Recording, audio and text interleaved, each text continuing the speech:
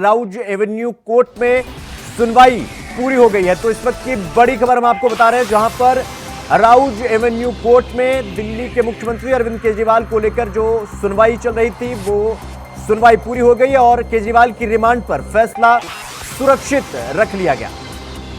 तो Rouse Avenue court में जो सुनवाई चल रही थी वो पूरी हो गई और फैसले को सुरक्षित रख लिया गया। यानी कि केजरीवाल की रिमांड को लेकर के जो फैसला था उसे सुरक्षित रख लिया गया है और सुनवाई पूरी हो गई। तो केजरीवाल की रिमांड पर फैसला सुरक्षित रख लिया है राउज एवेन्यू कोर्ट ने। और कल दिल्ली के मुख्यमंत्री अरविंद केजरीवाल की गिरफ्तारी हुई थी और फिर उन्हें कोर्ट में पेश किया गया, जहां पर लगातार सुनवाई हुई और इसके बाद ईडी ने अपना पक्ष रखा। केजरीवाल के वकील अभिषेक मनु सिंघवी ने अपना पक्ष रखा और इसके बाद कोर्ट ने यानी राउज एवेन्यू कोर्ट ने फैसला सुरक्षित रख लिया। केजरीवाल की रिमांड पर फैसला सुरक्षित रख लिया गया और लंबी सुनवाई के बाद सुनवाई पूरी हुई और अब दिल्ली की राउज एवेन्यू कोर्ट ने फैसला सुरक्षित रख लिया है। केजरीवाल की रिमांड पर जो फैसला था उसे सुरक्षित रख लिया गया।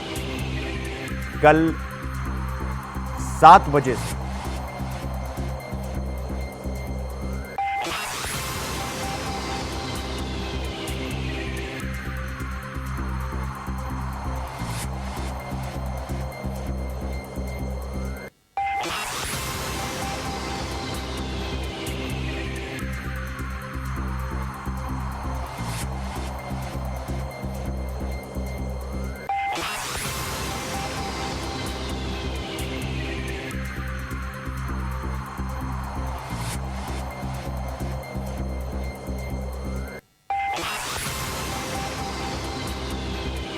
तो केजरीवाल की रिमांड पर फैसला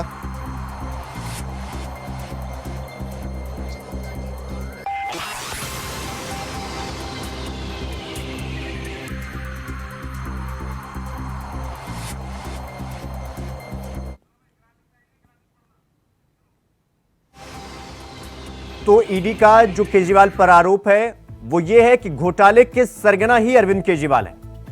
केजरीवाल पॉलिसी बनाने में शामिल रहे, यानी इनका पूरा पूरा हाथ रहा। केजरीवाल ने खास लोगों का पक्ष लिया, यह ईडी का केजरीवाल पर आरोप है। रिश्वत के लिए खास लोगों का पक्ष लिया गया। रिश्वत के पैसे का प्रयोग गोवा चुनाव में किया गया। 45 करोड़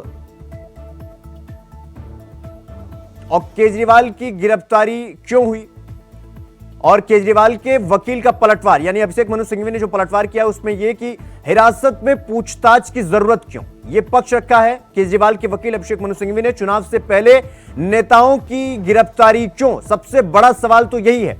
ईडी सिर्फ 3 से 4 नामों को दोहरा रही है लगातार, यह कहना है अभिषेक मनु सिंघवी का। पहली बार चुनाव से पहले नेताओं की गिरफ्तारी हो रही है। तो यह कोर्ट में यह पक्ष रखा गया केजरीवाल के वकील की तरफ से, यानी अभिषेक मनु सिंघवी ने यह पक्ष रखा। तो गिरफ्तारी से पहले सीएम पद छोड़ने वाले कौन कौन से मुख्यमंत्री हैं? हेमंत सोरेन भूमि घोटाला केस 31 जनवरी 2024 को सीएम पद को छोड़ा था। इसके बाद लालू यादव आते हैं बिहार से। गिरफ्तारी से पहले इन्होंने पद छोड़ा था मई 1997 या 1997। इसके बाद गिरफ्तारी से पहले जो तीसरी मुख्यमंत्री हैं जयललिता, 2014 में इन्होंने मुख्यमंत्री पद से इस्तीफा दिया था। बीएस येदियुरप्पा लोकायुक्त की रिपोर्ट का मामला था और इन्होंने 2011 में सीएम पद से इस्तीफा दिया था। इसके बाद उमा भारती, कर्नाटक कोर्ट से वारंट जारी हुआ था और इसके बाद 2003 में इन्होंने अपने पद से इस्तीफा दिया था।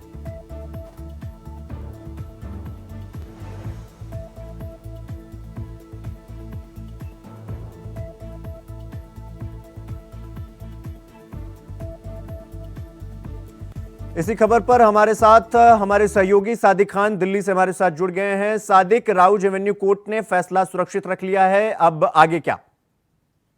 बिल्कुल शिवम, जिस तरह से अरविंद केजरीवाल को ईडी ने गिरफ्तार किया था, जिसके बाद आज अदालत में सुनवाई के लिए यहाँ केजरीवाल को लाया गया। लगभग 4 घंटे तक सुनवाई चली, लेकिन जिस तरह से ईडी ने 10 दिन की रिमांड मांगी थी, जिसके बाद अब अदालत ने फैसले को सुरक्षित रख लिया है।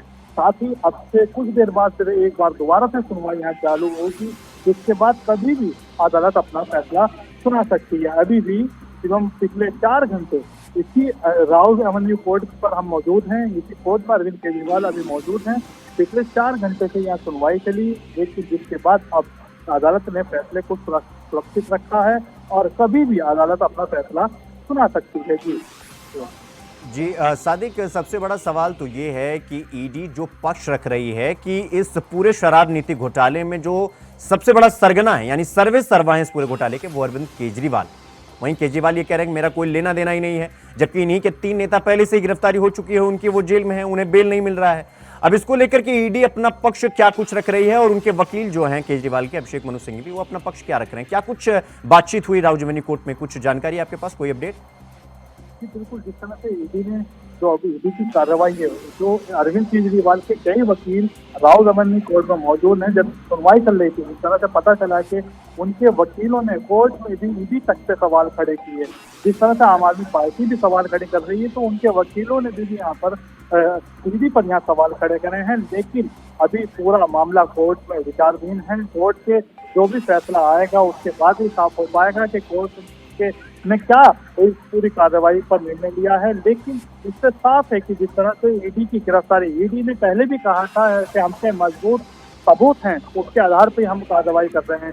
लेकिन दूसरी तरफ हम माने तो पूरा विपक्ष इस वक्त केंद्र सरकार व ईडी पर हमलावर है। लगातार आप साफ तौर पर देख सकते हैं कि किस तरह से सभी जो विपक्ष के नेता हैं उनके बयान सामने आ रहे हैं। जी सादिक, बहुत बहुत धन्यवाद आपका हमारे साथ जुड़ने के लिए।